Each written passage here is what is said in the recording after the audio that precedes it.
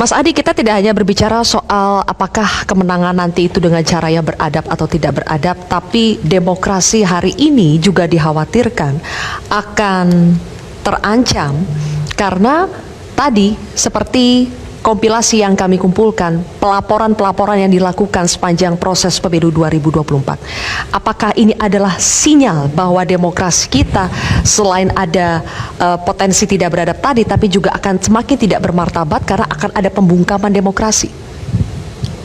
Ya, itu tugas kita semua untuk memastikan itu tidak terjadi.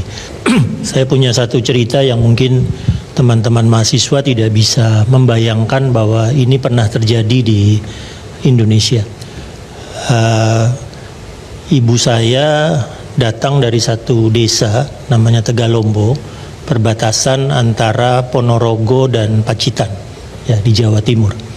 Desa itu subur, Tegalombo, tegalan yang panjang, ya, ada palawija, ada jati, ada sungai dengan ikan dan seterusnya. Sampai tahun 87 desa itu jalannya tidak beraspal, tidak masuk listrik, tidak masuk air pump. Desa itu miskin, padahal subur luar biasa. Kenapa? Tidak masuk listrik, tidak masuk jalan aspal, tidak masuk air pump.